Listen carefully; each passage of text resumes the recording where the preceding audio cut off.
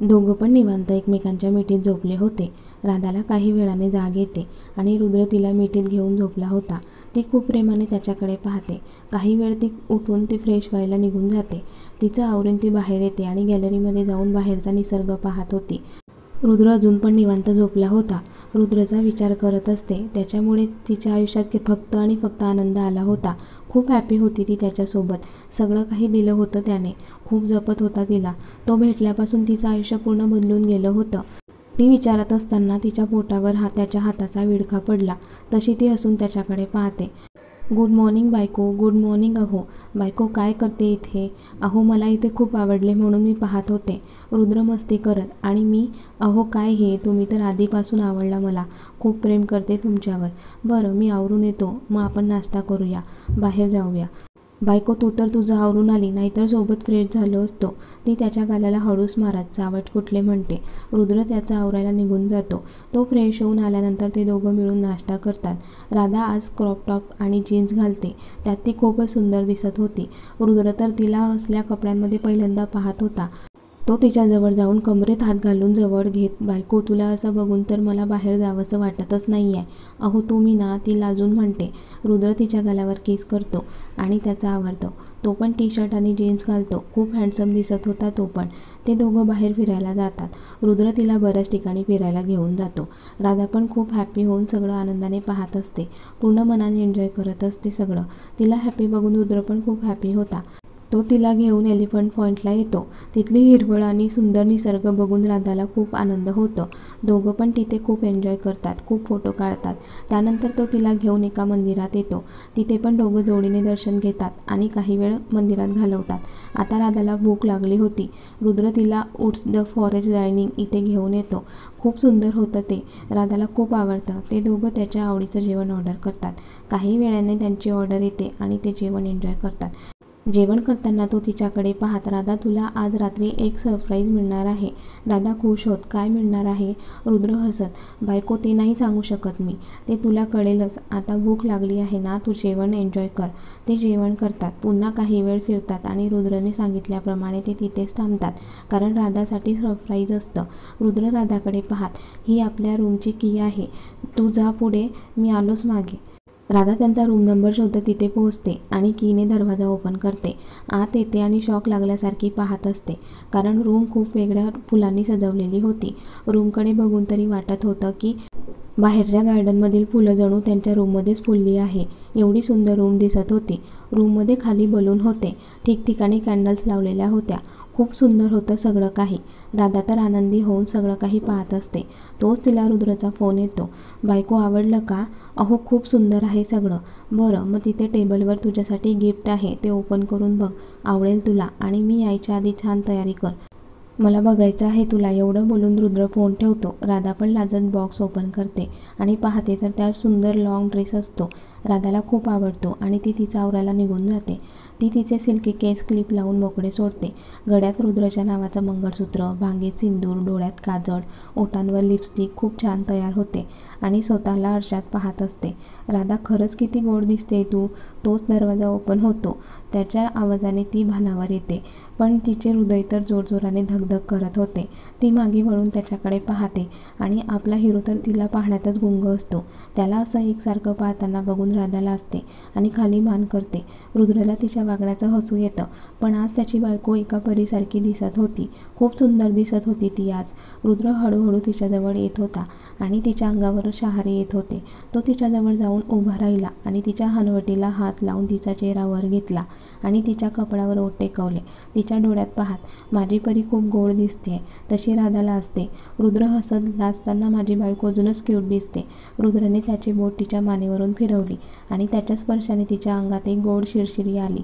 आता तो वेळ वाया न घालवता तिच्या मानेवरून ओठ फिरवत असतो. त्याच्या होणाऱ्या स्पर्शाने ती त्याला मिठी मारत त्याच्या पाठीवरून हात फिरवत असते. रुद्र तिच्या ड्रेसची चैन हळूहळू खाली करतो आणि तिच्या पाठीवरून त्याचे हात फिरवतो. त्याचे हात तिच्या अंगावर जणू फुलांच्या पाकळ्यांसारखे फिरत होते आणि राधा तर लाजून लाल झाली होती.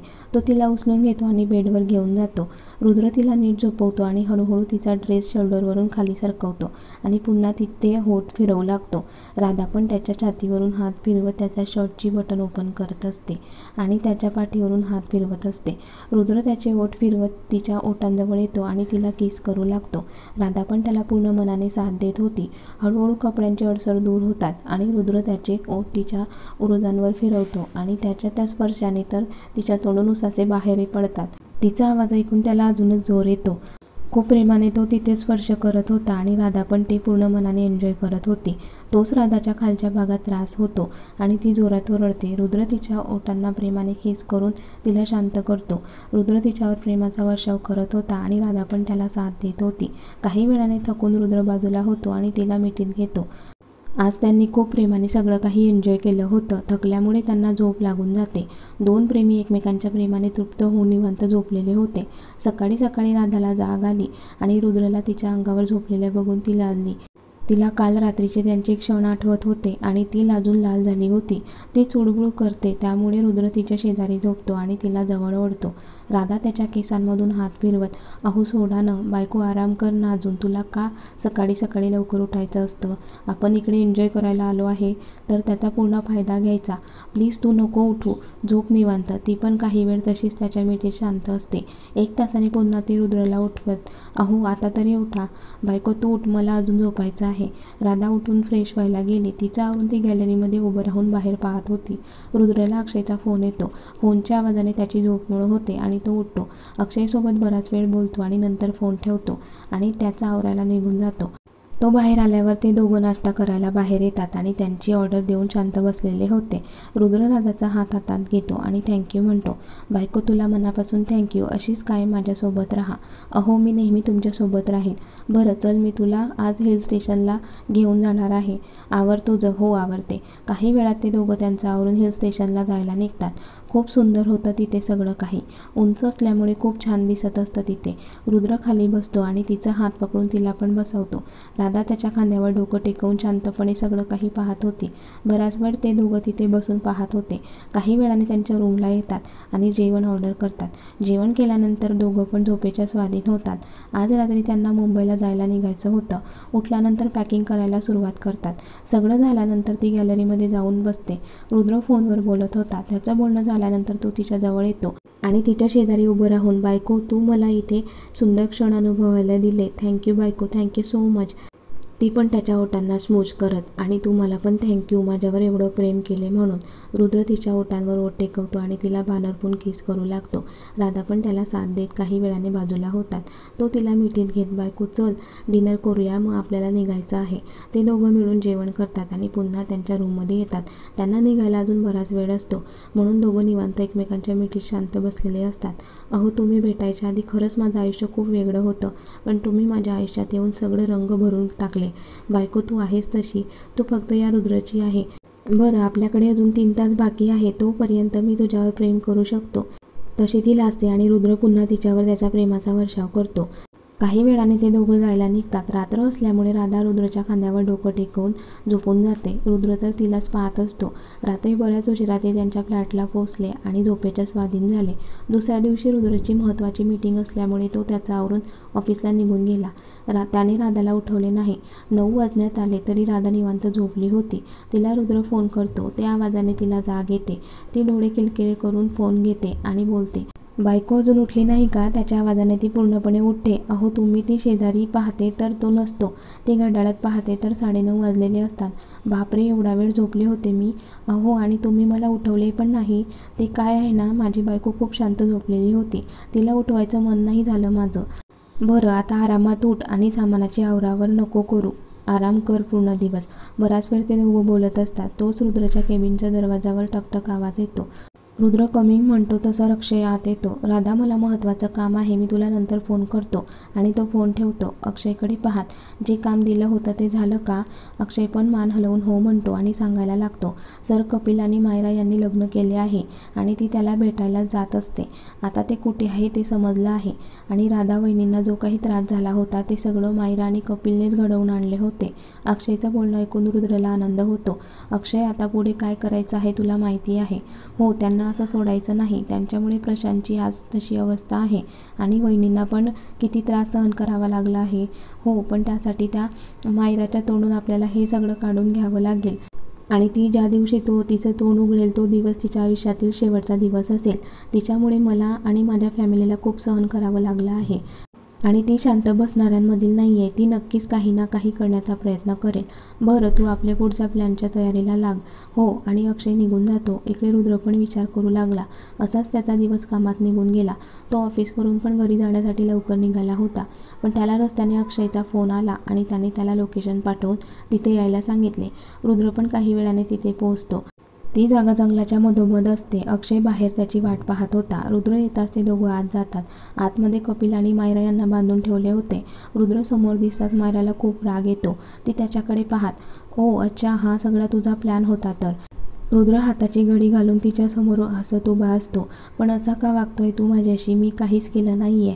रुद्र हसून, मायरा, तुला आता पण खरं बोलायचं नाहीये. कमाल आहे तुझी. पण मला तुझ्याबद्दल सगळं काही माहिती आहे. त्यामुळे मला वाटतं तू पण सगळं मान्य करावं लागेल. तोच कपिल रुद्रवर ओरडत, सोड तिला, तिने काहीही केलं नाहीये. रुद्र रागाने त्याच्याकडे पाहत, असं कसं काही केलं नाहीये? तुझ्या साथीने तिने बरंच काही केलं आहे आणि त्याची शिक्षा तुम्हा दोघांना मिळणार. रुद्र हसत बोलत होता. आणि काय गं मायरा, लग्न प्रशांतसोबत आणि हनीमून दुसऱ्यासोबत. तिथे माझा भाऊ हॉस्पिटलमध्ये आहे आणि तू इकडे या कपिलसोबत रंग उधळते आहे. लाज नाही का वाटत तुला?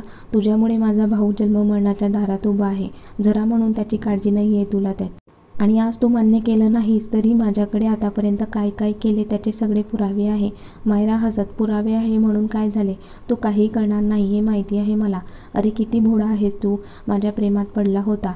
तू तर वेड्यासारखं प्रेम करत होता माझ्यावर आणि मी तुझा फायदा घेत होते. त्यानंतर तुला सोडून निघून गेले मी. तेव्हा तू स्वतःला त्रास करून घेतला. मग मी तुला अजून त्रास द्यायचा म्हणून प्रशांतसोबत लग्न केले. तरी तू गप्प होता. हां, मला प्रतिप्रश्न केला होता तू असं का वागलीस म्हणून. पण खरं तर त्या प्रशांतसोबत लग्न करून मला तुझं घर पूर्णपणे तोडायचं होतं. जसे काही वर्षापूर्वी तुझ्या बाबांमुळे आमच्या फॅमिलीला जो काही त्रास सहन करावा लागला त्याचा बदला घ्यायचा होता मला. आणि याची सुरुवात तुझ्या बाबांनी केली होती. त्यांचं लग्न होऊन मुलं असताना त्यांनी माझ्या आतूसोबत प्रेम केले होते. पण ते पण काही दिवसांनी त्यांनी नाकारले. त्याचा बदला मी घ्यायचा ठरवलं आणि आधी तुझ्याशी प्रेमाचं नाटक केलं. तू तर होतास माझ्या प्रेमात वेडा. मग मध्येच तुला सोडून गेले. जेव्हा तुला जो त्रास होत होता तो बघून मला आनंद होत होता.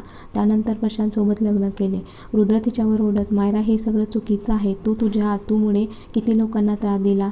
मान्य आहे माझ्या बाबांनी तेव्हा चूक केली. पण त्यांनी त्यांच्या फॅमिलीचा विचार करून तुझ्या आत्याला स्पष्ट नाही सांगितले होते. तरी तुझी आतूच माझ्या बाबांना त्रास देत होती. खरंच किती मूर्ख आहेस मायरा तू. एवढ्यासाठी तू किती लोकांना त्रास दिलास. बरं ते सोड. अजून तुला काहीतरी दाखवतो. आणि तो लॅपटॉप ओपन करून कॉल करतो. तिकडे कॉल मंदा उचलते आणि समोरील दृश्य पाहून मायरा तर अजून शॉक होते. कारण प्रशांतला शुद्ध आली होती. आता तो आउट ऑफ डेंजर होता. हे बघून मायराला अजूनच राग आला होता. कारण तिच्या प्लॅनप्रमाणे प्रशांत या जगात तिला नको होता. पण आता तो ठीक आहे हे बघून तिला अजूनच राग येतो. तो कॉल कट करतो आणि मायराकडे पाहत, तुझ्या पापाचे घडे भरलेत मायरा. तोच कपिल, त्याला स्वतःला वाचवण्यासाठी. मी स्वतःवरून काहीच केले नाही. मला हे सगळं या मायराने करायला सांगितले. ज्या दिवशी पण तिने मला सांगितले होते प्रशांत एका मीटिंगसाठी मुंबईला जात आहे. तू रस्त्यात त्याचा गेम कर. पण मला तेव्हा माहिती नव्हतं की प्रशांतसोबत ही पण जाणार आहे. हिने सांगितल्याप्रमाणे मी तसंच केले आणि प्रशांतचा ॲक्सिडेंट घडवून आणला. पण जेव्हा समजले त्यात मायरा होती तेव्हा मला खूप वाईट वाटले. खरं तर ती जाणार नव्हती. पण प्रशांत तिला सोबत घेऊन गेला होता आणि माझं आणि तिचं बोलणं झालं नव्हतं. आणि प्लॅनप्रमाणे कंटेनरने त्यांच्या गाडीला धडक दिली.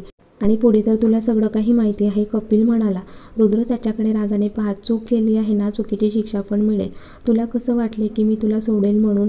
रात्रीचे 8 वाजले होते तरी रुद्र आला नव्हता. तिला त्याने फोन करून सांगितले होते लवकर येतो आणि अजून आला नव्हता म्हणून तिला खूप काळजी वाटत होती. ती त्याला फोन करत असते पण त्याचा फोन लागत नव्हता. काही वेळाने अक्षयला काहीतरी सांगून रुद्र निघून जातो. तो घरी पोहोचतो. राधा तर त्याला बघून पळतच त्याच्याजवळ जाते आणि त्याला मिठी मारते. अहो किती उशीर, तुम्ही तर कधीचाच निघाला होता ना. अगं राणी, एक महत्त्वाचं काम करायला गेलो होतो. आपला प्रशांत आता आउट ऑफ डेंजर आहे. त्याचं बोलणं ऐकून तिला आनंद होतो. अहो खरंच? हो, मला दुपारीच मंदाचा फोन आला होता, तिने सांगितले मला. अहो खरंच किती छान, तिला पण खूप आनंद झाला होता. बरं, तुला अजून एक सरप्राईज द्यायचे आहे, ते तुला उद्या कळेल.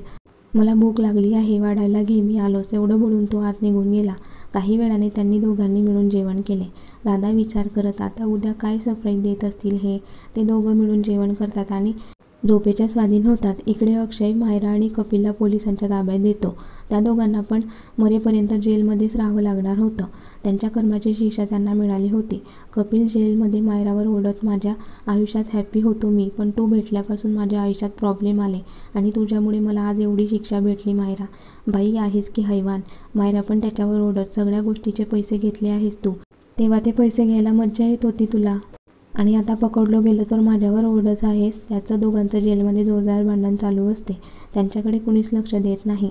प्रशांतबद्दल त्याच्या फॅमिलीला पण माहिती पडले होते आणि ते पण खूप हॅपी होते आणि त्याला त्याच्या घरी आणण्याचा विचार ते करत होते. रुद्रने प्रशांत आणि मंदाबद्दल पण त्यांच्या घरच्यांना आयडिया दिली होती आणि प्रशांतसाठी त्याच्या घरचे पण मंदाचा स्वीकार करायला तयार होते. इकडे रुद्रने आज एक प्रेस कॉन्फरन्स बोलावली होती. आज तो काहीतरी सिक्रेट सगळं सांगणार होता आणि त्याची उत्सुकता सगळ्यांना लागली होती. आणि तो क्षण आला. राधा पण त्याच्यासोबत होती. तो तिचा हात पकडून तिला घेऊन आला होता. राधाने आज साडी घातली होती. त्याच्या नावाचं मंगळसूत्र तिच्या गळ्यात दिसत होतं आणि बांगे सिंदूर.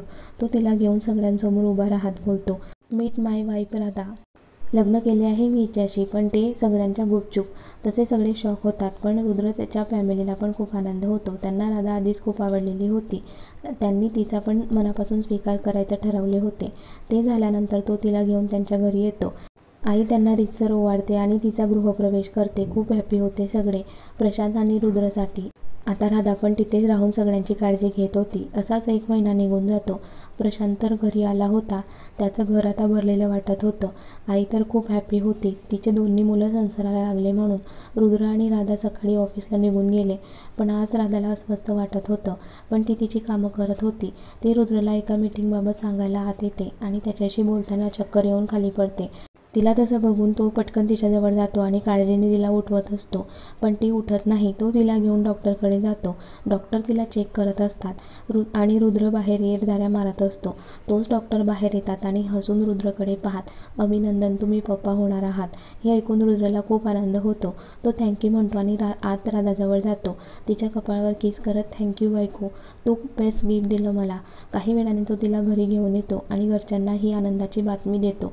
घरातील सगळ्यांना पण खूप आनंद होतो. आता काय एकेकाची पोच वाढणार होती. खूप हॅपी होते सगळे. रुद्र तर राधाची आतापासूनच काळजी घ्यायला लागला होता. त्याचा अंश त्याला मिळणार होता. रुद्र खूप काळजी घेत होता तिची. राधा पण तिचे सगळे हट्ट पुरवून घेत होती त्याच्याकडून.